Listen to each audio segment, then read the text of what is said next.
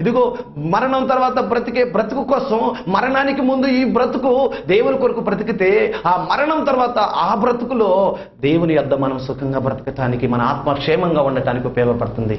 దేవుని బిడ్డలారా, దేవుని వాక్యం ప్రియ సహోదరుడా, మరణం తర్వాత మరో బ్రతుకుంది. మరణం ముగింపు కాదు, మరణం మరో జీవితానికి మార్గం. అది మరణం ముగింపు కాదండి. చాలా మంది ఏమనుకుంటారంటే, ఇదిగో ఎలాగో నేను చనిపోతాను కదా, ఎలాగో నేను చనిపోతాను కాబట్టి ఈ లోకంలో ఉన్న వాటిని అన్నిటిని అనుభవించాలి అని ఆలోచిస్తున్నాడే. కానీ మనిషికి మరణమే ముగింపు అనుకుంటున్నాడు, కానీ మనిషికి మరణం ముగింపు కాదండి. చూడండి ప్రియమైన బిడ్డలారా, ఇదిగో ఒక విత్తనాన్ని మీరు విత్తుతున్నారు, ఆ విత్తనము చనిపోతుంది. చనిపోయిన తర్వాత దానిలో ఒక మొక్క వస్తుంది, ఆ మొక్క ఒక వృక్షంగా మారుతుంది, దానికి ఒక బ్రతుకుంది.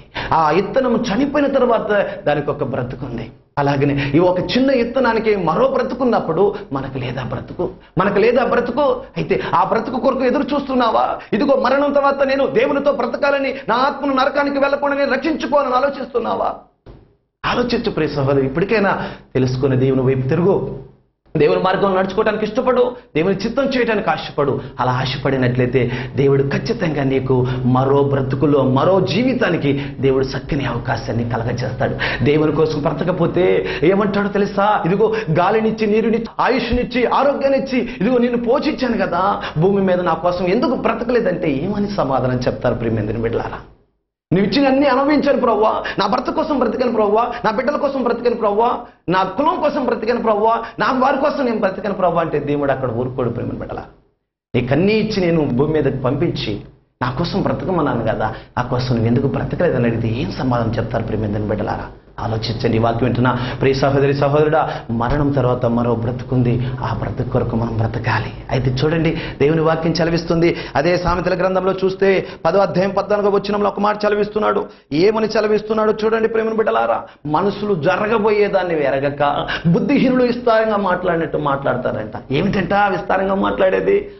మరణం తర్వాత ఏం జరుగు నేను చూసొచ్చాడా, ఈయన ఏమైనా తెలిసాడా, నరకం ఉందని పాతాళం ఉందని ఈయనకి ఏమైనా తెలుసా అన్నట్టుగా విస్తారంగా మాట్లాడతారు. బుద్ధిహీనులు మాట్లాడతారంట.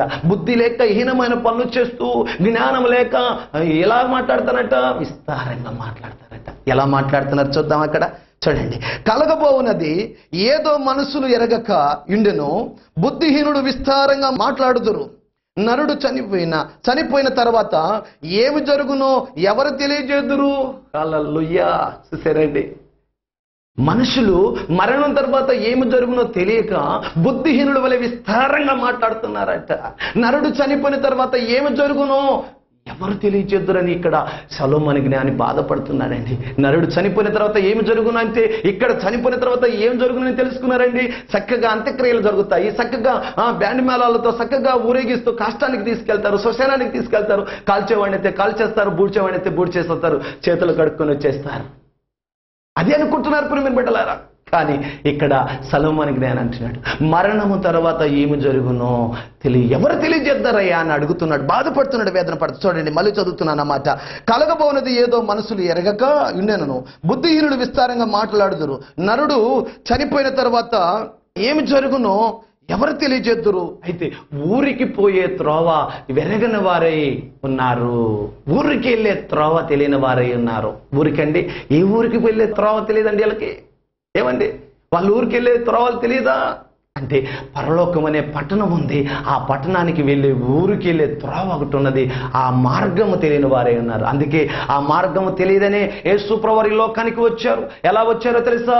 ఆయన ఈ లోకానికి నేనే మార్గము, నేనే సత్యము, నేనే జీవము అంటూ వచ్చాడండి. ఆ పరలోక పట్టణానికి వెళ్ళే మార్గాన్ని నేనేనని చెప్పి యేసు ప్రభువు ఈ లోకానికి వచ్చినాడు. ప్రియమైన దేవుని బిడ్డలారా, వాక్యం వింటున్న ప్రియ సహోదరి సహోదరుడా, మరణం తర్వాత ఏమి జరుగునో తెలుసుకోవాలి. భూమి మీద ఉండగానే తెలుసుకోవాలి. నీ ఆయుష్కాలం పూర్తిగా మునిపే తెలుసుకోవాలి. దేవుని కొరకు బ్రతకడానికి ఇష్టపడాలి, దేవుని కొరకు జీవించడానికి ఇష్టపడాలి, దేవుని సొంత రక్షకుడు అంగీకరించాలి, మారు మనసు పొందే రక్షణ పొందుకొని ఇదిగో దేవుని కొరకు నువ్వు ఇక్కడున్న 60-70 సంవత్సరాల ఆయుష్కాలంలో దేవుని కొరకు నువ్వు బ్రతికినట్లయితే ఖచ్చితంగా అక్కడ మరణం తర్వాత ఆ మరో బ్రతుకులో దేవుడు ఖచ్చితంగా నీ ఆత్మకు రక్షణ కలగచేసి ఆయనతో యుగయుగములు జీవించడానికి నీకు చక్కని అవకాశాన్ని కలగచేస్తాడు. అయితే ఈ లోకములో నువ్వు ఎన్ని అనుభవించినా ఇది శనితమైనవి, ఇవి కొంచెం కొద్దిపాటివి సుఖాలు ఇవన్నీ కూడా, కానీ యుగయుగములు దేవునితో సుఖపడతావు.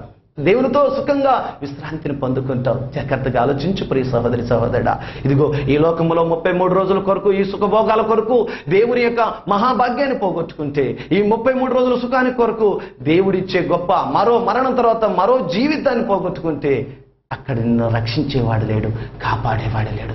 దేవుని వాక్యం చదివిస్తుంది. ఇంకొక మాట కూడా చదివిస్తుంది. అదే ప్రసంగి గ్రంథములు అంటూ ఉన్నాడు చూడండి. ఒక మాట జాగ్రత్తగా 6వ అధ్యాయం 3వ వచనంలో చదివిస్తున్నాడు. ఒకడు 100 మంది పిల్లలను కని దీర్ఘాయువంతుడై, జాగ్రత్తగా గమనించండి ప్రియమైన దేవుని బిడ్డలారా, ఒకడు 100 మంది పిల్లలను కని దీర్ఘాయువంతుడై చిరకాలం జీవించినను అతడు సుఖానుభవం ఎరగని వాడే, తగిన సమయమున సమాధి చేయబడకపోతే అతని గతి కంటే పడిపోయిన పిండం గతే గొప్పదంటున్నాడు అండి. చూసారండి, 100 మంది పిల్లల కని దీర్ఘాయువంతుడై, వారికి ఇల్లు పొలాలు డబ్బు సంపద అన్నీ సంపాదించి తగిన రీతిలో ఆ వ్యక్తి సమాధి చేయబడకపోతే అతని గతి కంటే కూడా రాలిపోయిన పిండము గతి మేలంటున్నాడండి. రాలిపోయిన పిండం గతి ఎందుకన్నాడు ఆ మాట? సరైన విధంలో సమాధి చేయబడటం అంటే చనిపోయిన తర్వాత ఆ సమాధి మీద ఇదిగో నేను క్రీస్తు ప్రభునందు మృతి నొందినానని బోర్డు తగిలించుకోవటం కాదండి. క్రీస్తులా బ్రతకకుండగా బ్రతికి సమాధి చేయబడకపోతే ఖచ్చితంగా అతనికంటే రాలిపోయిన పిండమే మేలని దేవుని వాక్యం చదివిస్తుంది. ప్రియమైన దేవుని బిడ్డలారా, జాగ్రత్తగా గమనించండి. దేవుని వాక్యం అంటే నీవు నేను కూడా. అయితే దేవుని వాక్యం సెలవిస్తుంది, మరణం తర్వాత ఏమి జరుగుతుందో మనము తెలుసుకోవాలంటే దేవుని యొద్దకు రావాలి. ఎందుకంటే ఇదిగో ఈ మనిషిని తయారు చేసిన వ్యక్తి ఆ మరణానికి ముందు ఎలా ఉందో మరణం తర్వాత ఎలా ఉందన్న సంగతి జీవ గ్రంథములో లెక్కించి ఉన్నాడు. అయితే ఒక సెల్లుని, ఒక మొబైల్ని చూస్తావు, ఈ సెల్లుని తయారు చేసిన వాడు ఒక బొక్కుని ఇస్తాడు ప్రియమైన బిడ్డలారా. ఎందుకంటే అది ఎలా యూజ్ చేసుకోవాలో, అది ఎలా చెడిపోతే ఎలా ఉపయోగించుకోవాలో, అది ఎంతవరకు పనిచేస్తుందన్న సంగతి తెలియపరుస్తాడు ప్రియమైన బిడ్డలారా. అలాగనే ఈ మనిషిని సృష్టించిన దేవుడు కూడా ఒక గ్రంథమును ఇచ్చాడు. అది పరిశుద్ధ గ్రంథము. మనిషి ఎలా బ్రతకాలనో, ఎలా బ్రతికితే మనిషి మరణం తర్వాత మళ్ళీ జీవించడానికి ఉపయోగపడుతుందన్న సంగతి సత్యము ఈ వాక్యములో మనకు తెలియపరుస్తున్నాడు ప్రియమైన బిడ్డలారా. అయితే మరణానికి ముందు ఎలా బ్రతుకుతున్నావు, మరణం తర్వాత ఎలా బ్రతకాలని అనుకుంటున్నావు, జాగ్రత్తగా ఆలోచించి ఈ రోజు నువ్వు చేసే నిర్ణయం మీద నీ జీవితం ఆధారపడి ఉంది. ఈ రోజు నువ్వు దేవుని కొరకు బ్రతికినట్లయితే, ఈ భూమి మీద 60-70 సంవత్సరాలు దేవుని కొరకే జీవించినట్లయితే, ఇదిగో మరణించి ఆత్మగా నీ శరీరాన్ని ఈ లోకాన్ని విడిచి వెళ్ళినప్పుడు ఆత్మగా నువ్వు అగ్నిగుండానికి వెళ్లకుండా నిత్య జీవానికి, దేవుని యొక్క రాజ్యానికి, ఆ పరదేశంలో దేవునితో విశ్రాంతి పొందుకుంటావు. లేకపోతే ధనవంతుడి వలె నువ్వు వేదన పడాల్సిన వారం అవుతాం ప్రేమ బిడ్డలారా. కాబట్టి మరణం తర్వాత ఏమి జరగబోతుందో తెలుసుకోవటానికి ప్రయత్నం చేసి దేవుని కొరకు బ్రతకాలని, ఈ లోకంలో ఈ బ్రతుకు స్థిరమైంది కాదు, శాశ్వతమైనది కాదు. ఈ మరణం తర్వాతనే మరో బ్రతుకుంది, ఆ బ్రతుకే శాశ్వతమైనది, స్థిరమైందని దేవుని వాక్యం చదివిస్తుంది. కాబట్టి ప్రార్థన చేసుకుందాం తలలు వంచినట్లయితే. పరిశుద్ధుడా, ప్రేమగల తండ్రి రాజా, నీ కొందనాలు స్తోత్రాలయ్యా.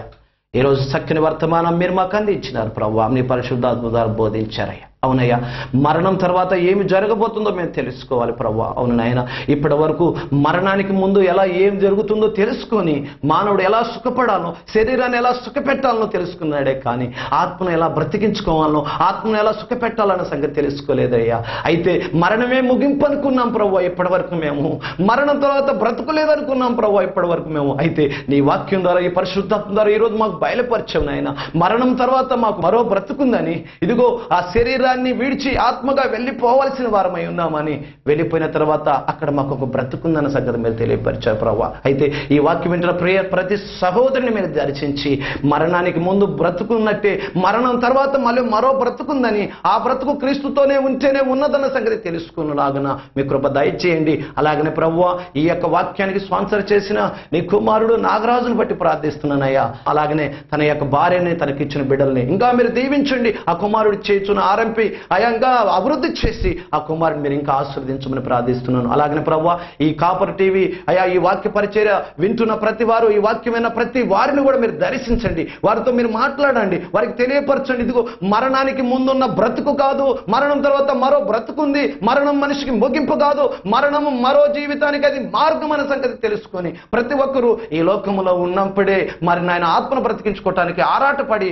అయ్యా ఈ లోకములో నీ కొరకు జీవించే భాగ్యాన్ని దయచేయమని త్వరలో రాని ఉన్న యేసు క్రీస్తు నామములో మిక్కిలిగా ప్రేమించి ప్రార్థన సమర్పిస్తున్నాను తండ్రి గారు. ఆమేన్. మన తండ్రి అయిన దేవుని ప్రేమ, తన కుమారుడైన యేసు ప్రభువారి యొక్క కృప, పరిశుద్ధాత్మను సహవాసం సదాకాలము తోడుండి మా అందరిని సన్మార్గంలో నడిపించును గాక. ఆమేన్. వందనాలు మీ అందరికీ.